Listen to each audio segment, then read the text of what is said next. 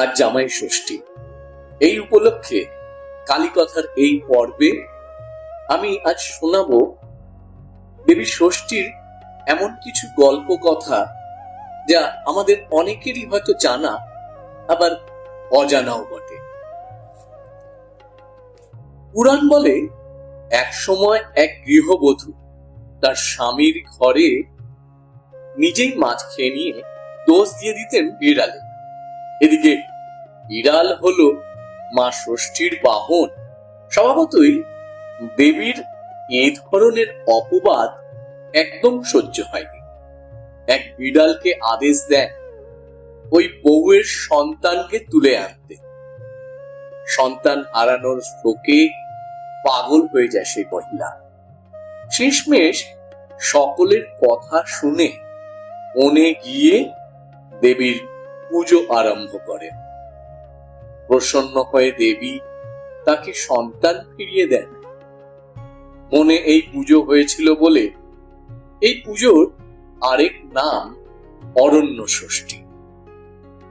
এদিকে বউ মিথ্যে বলায় তার শ্বশুর শাশুড়ি বউয়ের বাপের বাড়ি যাওয়া একেবারে বন্ধই করে দেন। দেবী ষষ্ঠীর কৃপাতে জ্যৈষ্ঠের ষষ্ঠীতে ষষ্ঠী পুজোর আয়োজন করা হয় এবং ওই পুজোর দিন জামাই সেই বাড়িতে যান। ভারাক্রান্ত মন হয়ে ওঠে আনন্দ ভরা।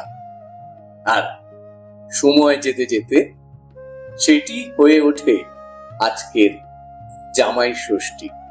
তবে এবছর জ্যৈষ্ঠী মাসে নয়, এবছর আষাঢ়ে হয় জামাই ষষ্ঠী।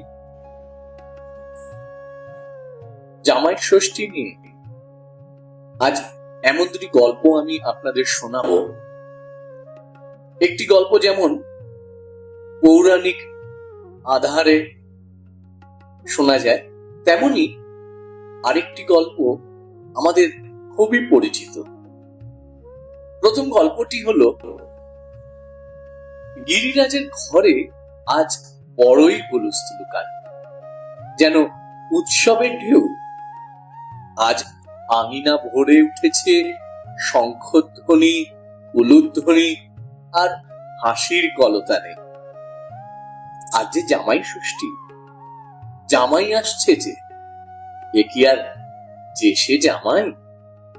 বিশ্বের নাথ বিশ্বনাথ আসছেন, সঙ্গে জ্যেষ্ঠ পুত্র কার্তিক, কনিষ্ঠ পুত্র গণেশ, পুত্রবধূ দেবী ষষ্ঠী এবং প্রিয় পত্নী গৌরী। সকালের সমস্ত পুজো, অর্ঘ্য, আশীর্বাদ, মঙ্গলাচরণ শেষ হয়ে গেছে। এবার ভোজনের পালা। রূপোর থালা, সোনার বাটি, নানা রকম ব্যঞ্জনে সজ্জিত আসনে বসেছেন জামাই শিব। মেনকা আর হিমালয় দুজনে হাত জোড় করে দাঁড়িয়ে, আর গৌরী স্নিগ্ধ হাসিতে সব দেখছেন। মহাদেব প্রথম গ্রাস হাতে তুলে হঠাৎ মুখ তুলে তাকালেন। আর দৃষ্টি গিয়ে থামল দেবী ষষ্ঠীর ওপর। তিনি দাঁড়িয়ে জামাই আপ্যায়ন দেখছেন। মৃদু হেসে শিব বললেন, বৌমা, ওখানে কেন দাঁড়িয়ে? এসো, আজ তো তোমারও দিন। আমার পাশে বসে ভোজন করো। দেবী ষষ্ঠী লজ্জায় মাথা নিচু করলেন। মহাদেব আবার হাসলেন। এবার বললেন, না মা, আজ যে উৎসব মাতৃত্বের, সন্তান রক্ষার, সংসারের মঙ্গলের জন্য। আজ তোমারও দিন। এসো, সংকোচ করো না। ষষ্ঠী তখন ইতস্তত করছেন।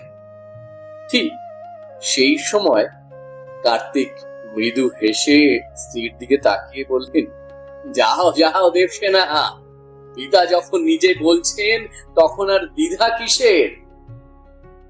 তার আদেশই তো আমাদের পরম সৌভাগ্য।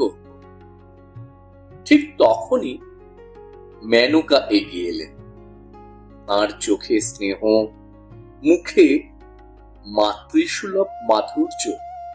তিনি ষষ্ঠীর থুতনিতে আলতো করে হাত রেখে বললেন, মা, তুই তো আমার নাত বউ।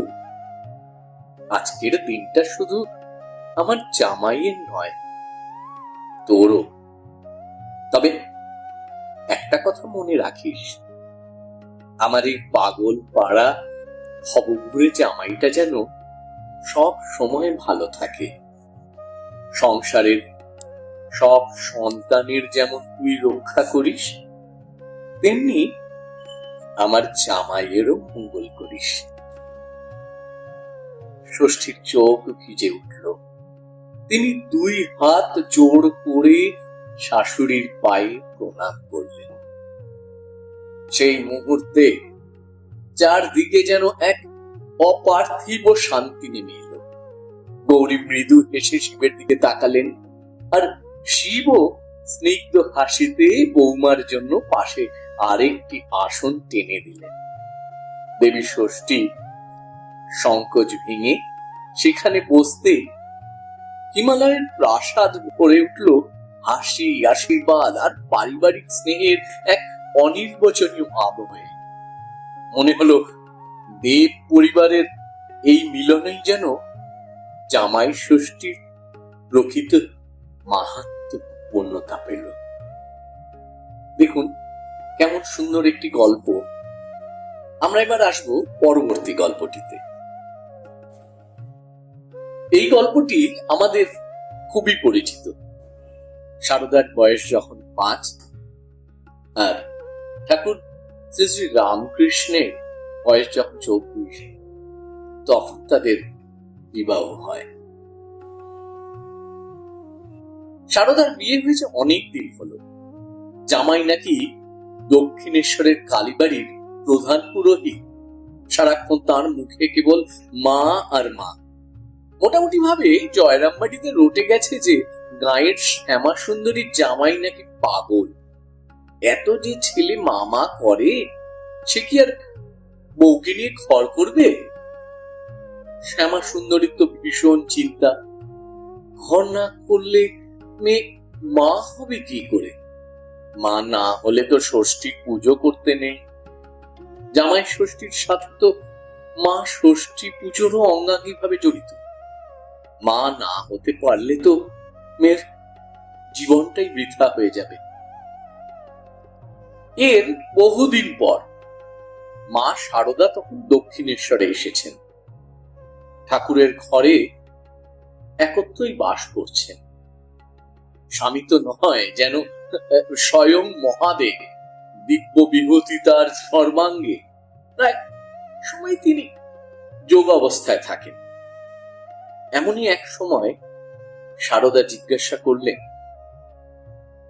মা বলেছিল এতদিন বিয়ে হলো, সারুর একটা ছেলে পিলে হলো নি।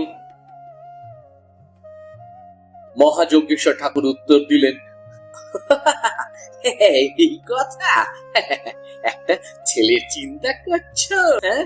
কালে কালে এত সন্তান হবে যে তাদের আপনারে অতিষ্ঠ হয়ে যাবে।